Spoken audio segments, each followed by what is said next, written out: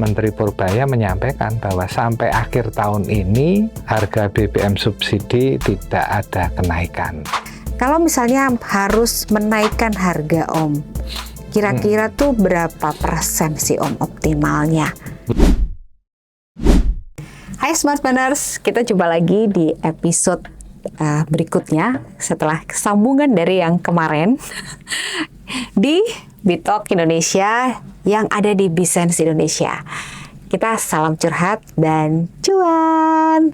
Dan seperti biasa aku sama Om Danang. Om Danang juga salam curhat dan cuan, Om. Oh. Curhat dan cuan, ya. Memang kita remind lagi ya teman-teman ya. Kita di sini tuh Bitalk Indonesia itu memang podcast di mana teman-teman bisa curhatin bisnis kalian gitu ya, untuk supaya cuan kalian bertambah atau gimana cara mengoptimalkan cuan dari curhatan menjadi cuan gitu teman-teman. Nah, kali ini kita masih melanjutkan horor yang kemarin sebenarnya ya, dengan situasi yang tidak kondusif gitu ya Om ya, situasi ekonomi yang tidak kondusif. Tidak hanya secara nasional atau kalau bisa dibilang denial mungkin. Takut Om ngomong Om nanti dikira makar. Iya. Betul. Tapi memang situasi geopolitik atau situasi ekonomi global juga kan lagi nggak oke gitu ya, karena di Timur Tengah perang, terus perangnya juga entah sampai kapan. Kemudian Selat Hormuz ditutup, yang bikin pasokan BBM berhenti atau terhambat. Nah, itu merembet tuh Om. Ya. Ya kan? Kira-kira apa aja nih Om? Apa rembetannya dan nanti impact-nya ke teman-teman pelaku UKM? Ya, baik Mbak Niken. Kata yang paling populer saat ini adalah Hormuz. Nah, sampai teman saya bilang kalau punya anak sekarang mau dikasih nama Hormuz katanya. Sangat populer kan, semua orang tahu situasi. Bisa jadi bikin produk apa gitu namanya Hormuz. Hormuz, ya. Bagus juga itu. Ya. Atau kita punya kafe gitu, kopi Hormuz gitu. Ya, tapi pintunya kecil aja, selat soalnya nggak bisa masuk. Udah dihilangin lagi. Iya. Jadi memang situasi tidak menguntungkan ya bagi dunia usaha, baik secara global maupun secara domestik ya. Nah, kalau kita fokus ke masalah UMKM, sebenarnya yang terjadi itu adalah kepanikan. Kalau saya lihat, betul. kepanikan ya. Jadi begitu perang dimulai, kemudian ada berita kapal tanker Pertamina yang mengangkut BBM tidak bisa lewat di Selat Hormuz, itu sepertinya semua pihak itu panik menghadapi situasi seperti ini. Banyak yang kemudian mempertanyakan apakah usaha bisa berlanjut atau tidak gitu. Tapi kenyataannya sampai hari ini, sampai sekarang ini, harga BBM subsidi ini yang paling menentukan sebenarnya ini. Krusial nih. Iya, harga BBM subsidi yaitu Pertalite dan teman-temannya yang disubsidi itu tidak naik. Dan saya dengar, saya dengar dari kemarin waktu ada rapat dengar pendapat di DPR, Menteri Purbaya menyampaikan bahwa sampai akhir tahun ini itu harga BBM subsidi tidak ada kenaikan. Ya, mudah-mudahan ya.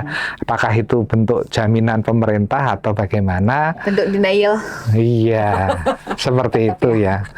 Nah, panik ini kemudian merembet kemana-mana. Iya kan, merembet kemana-mana dalam arti kemudian belum orang sudah pada menaikkan harga. Ya, nah. Bagi UMKM yang paling berat adalah harga faktor produksinya. Bahan baku, faktor penunjang itu menjadi lebih mahal. Ya karena panik ini melingkupi berbagai tingkatan ya. Baik supplier, produsen sendiri kan gitu, konsumen juga gitu. Nah, ini mereka dalam kondisi sebenarnya panik dan tidak ada kepastian kedepannya mau seperti apa. Nah, karena harga faktor produksinya meningkat atau naik, maka kemudian mau tidak mau harga produk naik, kan begitu. Betul. Nah, inilah yang sebenarnya dikatakan dalam tanda petik horor tadi. Betul. Ya, horor akan terjadi gitu. Tapi sejauh ini kan memang belum ada kenaikan yang sangat signifikan ya, karena apalagi dengan jaminan Pak Purbaya seperti itu, harapannya ya kembali kita itu kalem, tenang, kan gitu ya. Situasi ini kita hadapi dengan tenang ya. Nah itu Mbak Niken, apa namanya, rentetannya seperti itu. Jadi mulai dari supplier, produsen, konsumen, semuanya itu penuh dengan penuh dengan ketidakpastian. Imbas ketidakpastian, kemudian juga apa istilahnya, orang tuh jadi mau bingung mau melangkahnya tuh seperti apa gitu kan, karena panik jadi bingung gitu. Nah mungkin ada tips-tips aja, tips singkat aja nih, Om. Jadi gini, kalau menghadapi kenaikan harga faktor produksi, mau tidak mau ini produsen juga harus mensikapi ini. Harapannya sebenarnya bagaimana kita mensikapi ini adalah tidak dengan menaikkan harga. Harapannya seperti itu, supaya tidak makin bergejolak kan gitu. Harapannya dengan tidak naiknya harga itu bisa siasati kalau memang harga faktor produksi itu masih bisa ditolerir, masih tolerable. Nah, mungkin kita lebih baik sedikit mengurangi margin keuntungan tanpa menaikkan harga gitu. Harapannya seperti itu ya. Kalau semua pihak seperti itu, mensikapi seperti itu, saya kira ekonomi akan bergerak ke keseimbangan yang lama. Karena sekarang ini kan kalau secara teori kan ekonomi seolah-olah mencari titik keseimbangan yang baru. Kalau di dalam teori ekonomi namanya equilibrium.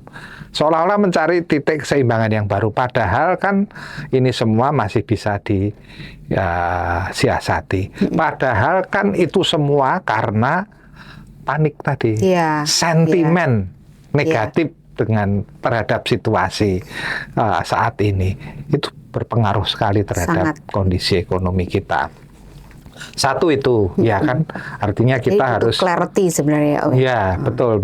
Kita harus mensikapi, jangan menaikkan harga, mendingan tahan harga, mengurangi sedikit keuntungan lah gitu. Harapannya seperti itu. Terus yang kedua yang barangkali bisa dilakukan adalah dengan cara kita mengurangi kepanikan kita itu dengan tetap berproduksi, jangan berhenti produksi. Ya, itu penting sekali karena UMKM ini kan punya karakteristik dia mudah masuk ke pasar, mudah keluar ke pasar. Jadi entry dan exit-nya itu mudah sekali. Ya. Cepat gitu. Nah, kalau ada sesuatu yang kurang berkenan terhadap para pemilik UMKM ini, kemudian mereka berhenti keluar dari pasar. Nah, harapannya tidak seperti itu, karena kalau terjadi seperti itu, ini akan menambah kepanikan.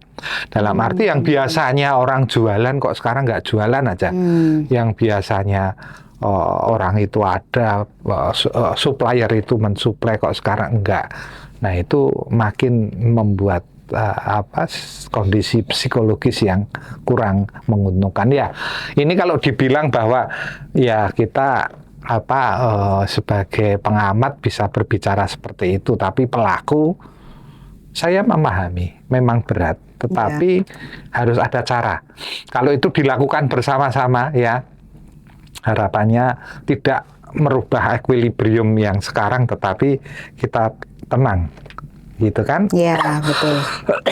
Kita pada titik keseimbangan yang awal, gitu, bahwa ekonomi itu kondisinya harus baik, kondusif.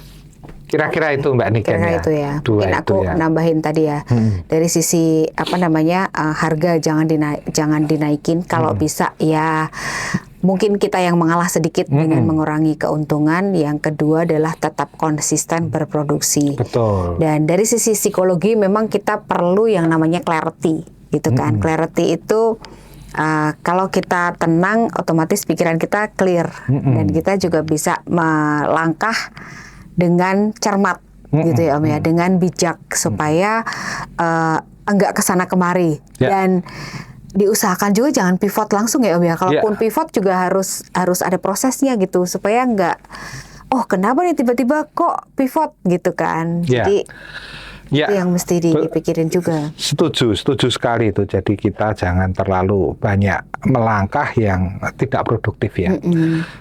Namun dalam hal ini saya juga menggarisbawahi peran pemerintah. Ini penting sekali loh peran pemerintah dalam hal ini Mbak Niken. Ya artinya begini, kemarin saya nilai sudah positif itu pernyataan Pak Purbaya Menteri Keuangan bahwa tidak akan terjadi kenaikan kan gitu ya. Itu di tengah ada suara lain yang mengatakan bahwa sebaiknya subsidi BBM harus mulai dikurangi. Nah, orang kok panik itu sebenarnya kan gitu.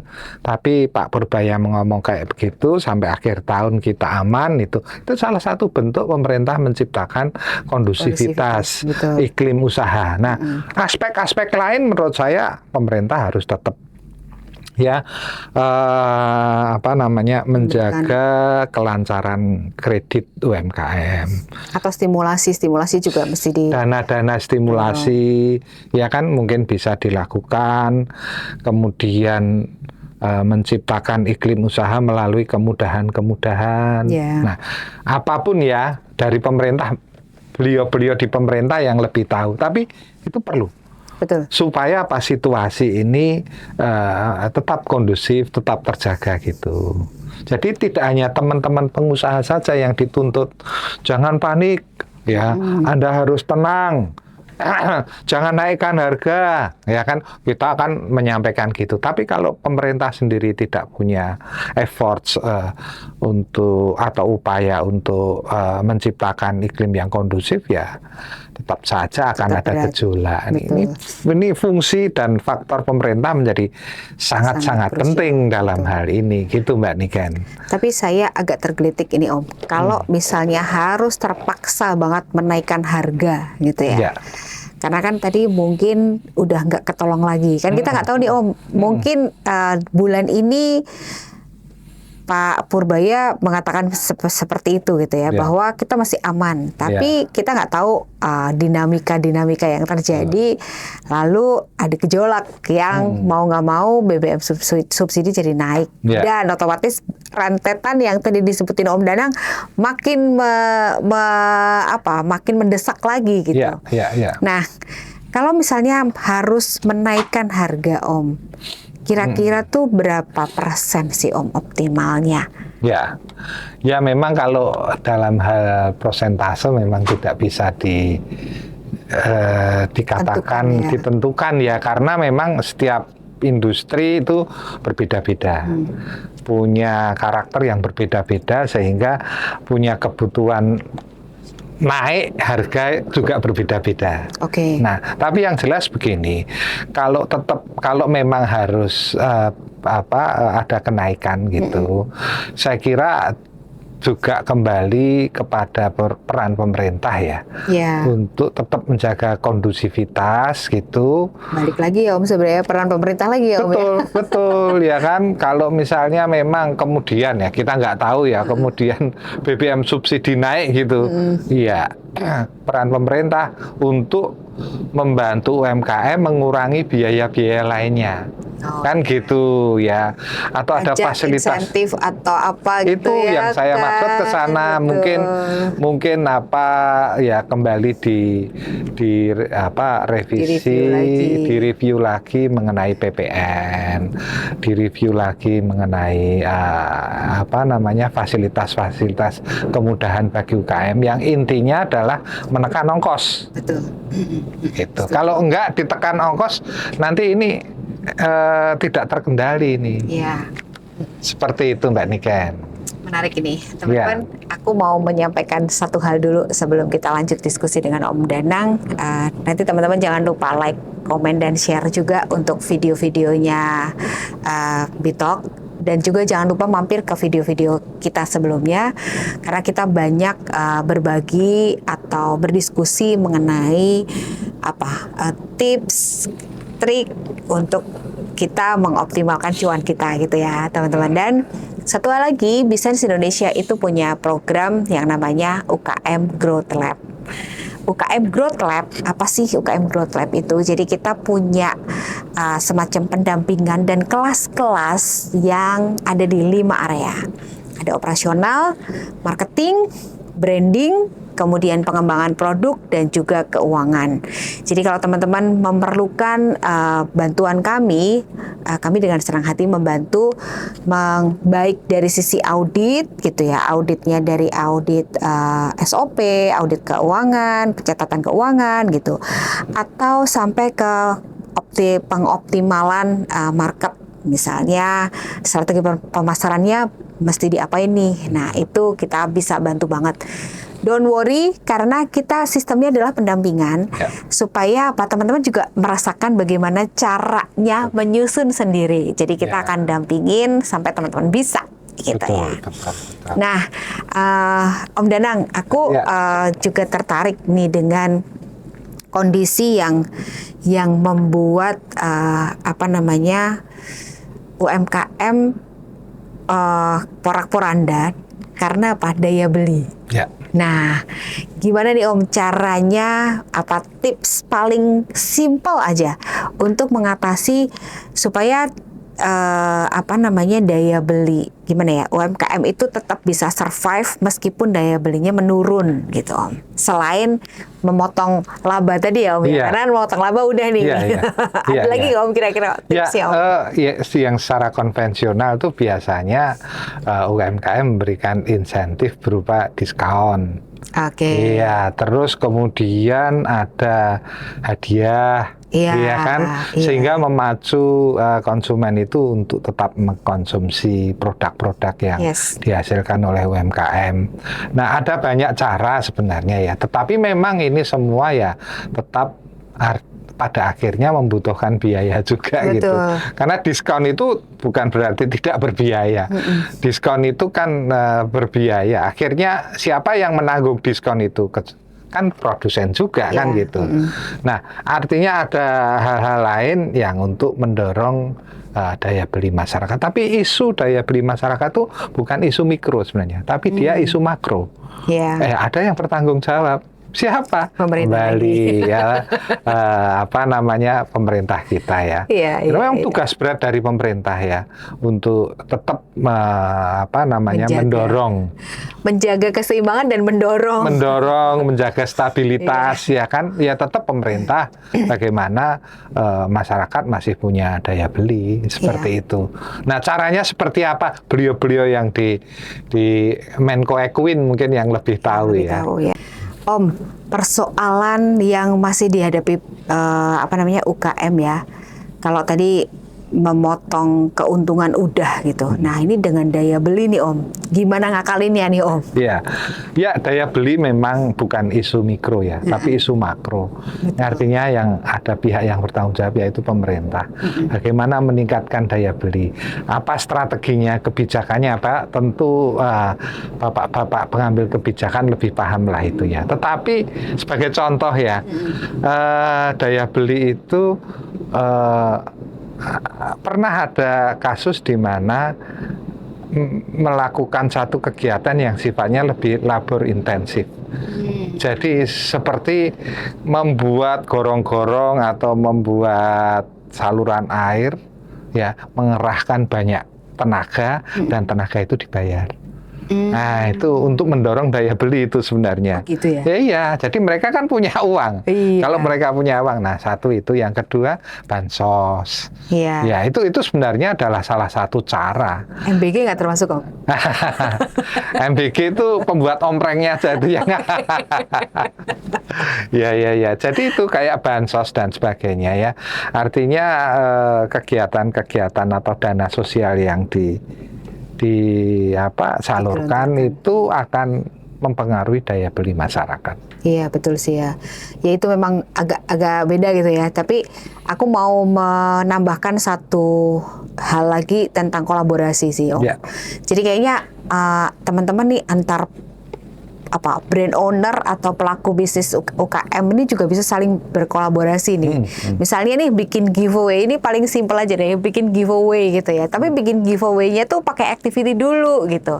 Atau bikin competition di sosial media, tapi nanti ini tuh kerjasama antar 2 atau 3 brand yang bisa jadi dalam satu ekosistem. Misalnya nih, kalau misalnya clothing bisa sama hijabnya atau sama sepatunya gitu kan, atau mungkin sama tasnya gitu, atau sama aksesoris gitu. Itu kan dalam satu ekosistem. Atau kalau misalnya makanan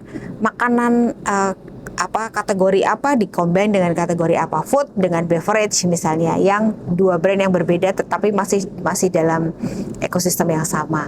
Mungkin itu kali ya teman-teman yang membuat paling tidak kita bisa survive dan paling enggak nanti engagement awareness itu juga naik. Nah, kapan-kapan kita ngomongin juga teman-teman tentang yang khusus dari sisi marketing atau branding ya. Oke, aku rasa kita kayaknya udah lumayan banyak yang kita diskusikan, supaya kita tetap padat gitu ya teman-teman ya.